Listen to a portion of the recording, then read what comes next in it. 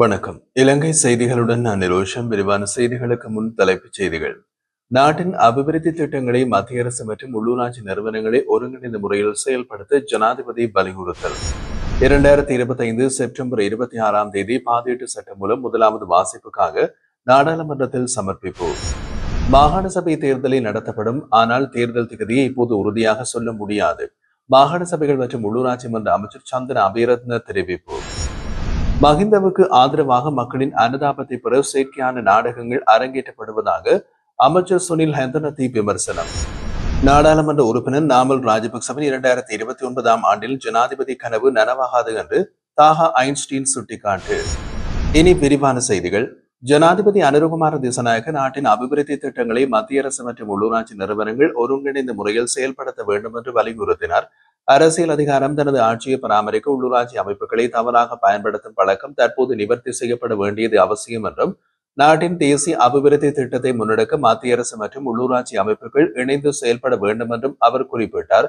2025ஆம் ஆண்டுக்கான வரவு செலவு திட்ட ஒதுக்கீட்டின் அடிப்படையில் திட்டங்களை மீளாய்வு செய்வதற்கும் மத்திய அரசு மற்றும் உள்ளூராட்சி அமைப்புகளுக்கு இடையிலான பிரச்சினைகளை ஆராய்வதற்கும் வியாழக்கிழமை பிற்பகல் ஜனாதிபதி செயலகத்தில் நடைபெற்று 2026ஆம் ஆண்டுக்கான வரவு செலவு திட்ட பூர்வாங்க கலந்துரையாடலில் ஜனாதிபதி இதை அறிவுறுத்தினார். கல்வி, சுகாதாரம், நெடுஞ்சாலைகள் போன்ற துறைகளில் திட்டங்களை செயல்படுத்தும் போது ஏற்பட்ட சிக்கல்கள், அவற்றுக்கான தீர்வுகள் மற்றும் முன்மொழிவுகள் ஆராயப்பட்டன. வெளிநாட்டு கடன்கள் மற்றும் உதவிகளின் கீழ் செயல்படும் திட்டங்களுக்கு தனி அலுவலகங்களை உருவாக்க வேண்டியதில்லை. தற்போதைய நிர்வாக அமைப்புகளுக்குள் செயல்பட்டு குறிக்கப்பட்ட நேரத்தில் திட்டங்களை நிறைவு செய்ய மக்களுக்கு நன்மை வழங்க வேண்டும் என்று மாகாண ஆளுநர்கள் மாவட்ட செயலாளர்களுக்கு அறிவுறுத்தினார். மேலும் பாடசாலை கட்டமைப்புகளை ஒழுங்குபடுத்தும் திட்டங்கள் தொடர்பாக ஒவ்வொரு பள்ளிக்கும் சென்று பிரத்யேகமாக நெருக்கமாக ஆய்வு செய்து அனைத்து மாணவர்களுக்கும் தரமான கல்வி வழங்கும் சிறந்த தீர்வுகளை முன்மொழிய அதிகாரிகளுக்கு ஜனாதிபதி தலையீடு செய்தார். 2026ஆம் ஆண்டுக்கான பாதீட்டு சட்டமூலத்தின் 2ஆம் வாசிப்பு தொடர்பான நாடாளுமன்ற நடவடிக்கை குறித்து அட்டவணை தீர்மானிக்கப்பட்டுள்ளதாக நாடாளுமன்ற செயலாளர் நாயகம் அறிவித்துள்ளார். அதன்படி 2025 செப்டம்பர் 26ஆம் தேதி பாதீட்டு சட்டம் மூலம் முதலாவது வாசிப்புக்காக நாடாளுமன்றத்தில் சமர்ப்பிக்கப்பட உள்ளது. பின்னர் 2025 நவம்பர் 7ஆம் தேதி நிதி அமைச்சரான ஜனாதிபதி பாதீட்டு சட்டமூலத்தின் 2ஆம் வாசிப்பை அதிகாரப்பூர்வமாக முன்வைப்பார். அதனைத் தொடர்ந்து நவம்பர் 8 முதல் 14 வரை 6 நாட்கள் தொடர்ந்து 2ஆம் வாசிப்பு விவாதம் நடைபெறும். மேலும் நவம்பர் 8ஆம் தேதி முதல் டிசம்பர் 5ஆம் தேதி வரை பாதீட்டு சட்டமூலத்தின் மேலதிக விவாதங்கள் நடத்தப்பட உள்ளன. இதற்கான அனைத்து ஏற்பாடுகளும் சபாநாயகர் ஜெகத் விக்ரமரத்ன தலைமையில் நடைபெற நாடாளுமன்ற விவகார குழுவில் உறுதி செய்யப்பட்டதாகவும் செயலாளர் நாயகம் தெரிவித்துள்ளார். இவ்வாறு 2026ஆம் ஆண்டுக்கான பாதீட்டு சட்டமூலம் தொடர்பான விவாதங்கள் மற்றும் வாக்கெடுப்புகள் சீராக முன்னெடுக்கப்படும் வகையில் முழு கால அட்டவணையும் நிர்ணயிக்கப்பட்டுள்ளது. மாகாண சபை தேர்தலை நடத்த தேவையான அனைத்து நடவடிக்கைகள் எடுக்கப்படும், ஆனால் தேர்தல் நடைபெறும் திகதியை இப்போதைக்கு உறுதியாக சொல்ல முடியாது என்று மாகாண சபைகள் மற்றும் உள்ளூராட்சி மன்றங்கள் பொது நிர்வாக அமைச்சர் சந்தன அபிரத்ன தெரிவித்தார். நாடாளுமன்ற சபை ஒத்திவைப்பு வேளையில் இலங்கை தமிழரசு கட்சியின் நாடாளுமன்ற உறுப்பினர் ராசமாணிக்கம் சாணக்கியன் எழுப்பிய கேள்வி ஒன்றுக்கு பதிலளித்த போது அவர் இவ்வாறு கூறினார். சாணக்கியன் மாகாண சபையை தேர்தலை நடத்துவதாக அரசாங்கம் தேர்தல் காலத்தில் வாக்குறுதி அளித்தது. தமிழ் மக்கள் அதனை நம்பினார்கள். ஆனால் இதுவரை அரசாங்கம் அதற்கான எந்த செயல்பாடுகளையும் முன்னெடுக்கவில்லை. ஆகவே மாகாண சபை தேர்தலை எப்போது நடத்த திட்டமிட்டுள்ளீர்கள் என்று கேள்வி எழுப்பினார். இதற்கு பதிலளித்த அமைச்சர் சந்தன அபிரத்ன, மாகாண சபைகளில் மக்கள் பிரதிநிதிகள் இல்லாமல் தொடர்ச்சியாக நடக்கும் நோக்கம் எமக்கு இல்லை. ஆனால் பழைய தேர்தல் முறைமையில் தேர்தலை நடத்த இயலவில்லை. புதிய தேர்தல் முறைமையிலும் சட்ட சிக்கல்கள் உள்ளன என்பதனை அனைவரும் அறிந்திருக்கின்றோம்.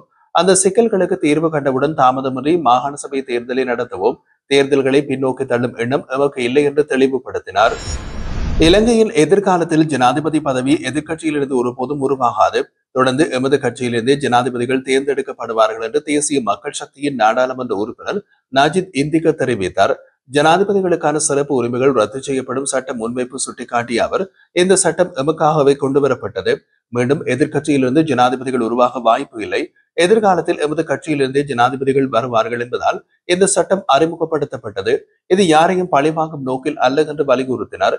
மேலும் முன்னாள் ஜனாதிபதிகளுக்கு வழங்கப்பட்டிருந்த வீடு, அதிகாரப்பூர்வ செயலாளர்களுக்கான கொடுப்பனவுகள், வாகன போக்குவரத்து சலுகைகள் உள்ளிட்ட பல நலன்கள் இந்த சட்டத்தின் மூலம் நிறுத்தப்படுவதாகவும் அவர் குறிப்பிட்டிருந்தார். இந்த நடவடிக்கையை சிறிய அளவில் சேமிப்பு கிடைக்கலாம், ஆனால் அந்த வீடுகளை பராமரிக்க பல மில்லியன் ரூபாய் செலவிடப்பட்டு வருவதை நாங்கள் கவனித்துள்ளோம். எனவே நாட்டின் அரசியல் எந்த திசையில் நகர வேண்டும் என்பதற்கான ஒரு முக்கிய தீர்மானமாகவே இந்த சட்டத்தை பார்க்க வேண்டும் என்று நாஜித் இந்திக தெரிவித்துள்ளார்.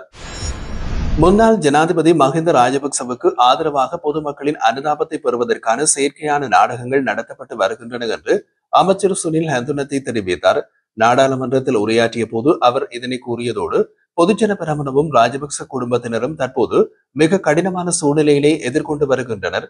உத்தியோகபூர்வ இல்லத்தை விட்டு வெளியேற வேண்டியுள்ள சூழ்நிலையில் அவர்கள் எங்களுக்கு செல்ல இடமில்லை, எங்களுக்கு தங்க இடமில்லை என்று பொதுமக்களிடத்தில் அனுதாபத்தை பெற முயற்சிக்கின்றார்கள். இது முழுமையான நாடகமே. மக்களின் மனதை கவர்ந்து தங்கள் அரசியல் பலத்தை மீட்டெடுக்க இந்த வகையான சூழ்நிலைகள் உருவாக்குகின்றன. முன்னாள் ஜனாதிபதிகளுக்கான சிறப்பு சலுகைகளை ரத்து செய்வதற்கான சட்டம் நாடாளுமன்றத்தில் நிறைவேற்றப்பட்டிருப்பது வரலாற்று சிறப்புமிக்க ஒரு முன்னேற்றமாகும். இதன் மூலம் அரசாங்கம் மக்களிடம் அளித்த வாக்குறுதிகளை காப்பாற்றியுள்ளது. மக்கள் எதிர்பார்த்திருந்த நல்லாட்சி பாதைக்கு நாடு கொண்டு செல்லப்படுகின்றது. சலுகைகளின் பேரில் அரசு வளங்களை தனிப்பட்ட நலனுக்காக பயன்படுத்தும் நடைமுறைக்கு முற்றுப்புள்ளி வைக்கும் ஒரு முக்கிய படியாகவே இதை நாம் கருத வேண்டும் என்றார். அவரது உரையின் போது நாட்டின் எதிர்காலம் சில நபர்களின் ஆடம்பர வாழ்க்கைகளுக்காக அர்ப்பணிக்கப்பட மாட்டாது. அரசியல் தலைவர்கள், குறிப்பாக முன்னாள் ஜனாதிபதிகள் தங்கள் நிலைமைகளை பயன்படுத்தி பொதுமக்களிடம் தவறான அனுதாபத்தை உருவாக்க முற்படுவதனை மக்கள் இனி ஏமாறாமல் புரிந்து கொள்ள வேண்டும் என்றும் வலியுறுத்தினார். நாடாளுமன்ற உறுப்பினர் நாமல் ராஜபக்ச 2029ஆம் ஆண்டில் ஜனாதிபதியாக வருவார் என்ற அவரது கனவு நனவாகாத என்று தேசிய மக்கள் சக்தியின் கொழும்பு மாவட்ட தமிழ் ஊடக இணைப்பாளர் தாஹா ஐன்ஸ்டீன் தெரிவித்தார்.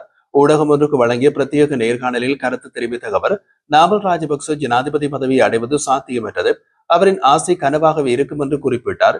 அவர் மேலும் கூறிய போது, நாமல் ராஜபக்ச மீது பல்வேறு குற்றச்சாட்டுகள் முன்வைக்கப்பட்டுள்ள அதே நேரம் பல குற்றச்சாட்டுகள் அதிகாரத்தின் செல்வாக்கினால் இதுவரை மூடி மறைக்கப்பட்டுள்ளன. எதிர்காலத்தில் அவர் கைது செய்யப்படுவாரா இல்லையா என்பது குற்றப்புலனாய்வுத்துறையின் நடவடிக்கைகளின் மீது சார்ந்திருக்கும். எனினும் குற்றச்சாட்டுகள் நிரூபிக்கப்பட்டால் நாமல் ராஜபக்ச கைது செய்யப்படுவதற்கான வாய்ப்புகள் அதிகம். ஜனநாயகம் நாட்டில் யாரும் சட்டத்திற்கு மேல் அல்ல, சட்டத்தின் முன் அனைவரும் சமம் என்பதால் நாமல் ராஜபக்சவுக்கும் சட்டத்தின் நடைமுறை அமல்படுத்தப்பட வேண்டும் என்றார். ஒழுங்கமைக்கப்பட்ட குற்ற செயல்கள் மற்றும் பாதாள குழுக்களுக்கு எதிராக அரசு தீவிரமான நடவடிக்கைகளை மேற்கொண்டு வருவதாக பொதுமக்கள் பாதுகாப்பு மற்றும் பாராளுமன்ற விவகாரங்கள் அமைச்சர் ஆனந்த விஜயபால குறிப்பிட்டுள்ளார். பாராளுமன்றத்தில் வியாழக்கிழமை சபை ஒத்திவைப்பு வேளையில் சட்டம் மற்றும் ஒழுங்கு தொடர்பான கேள்விகளுக்கு பதிலளித்திருந்த போது அமைச்சர் இந்த தகவல்களை வெளியிட்டிருந்தார்.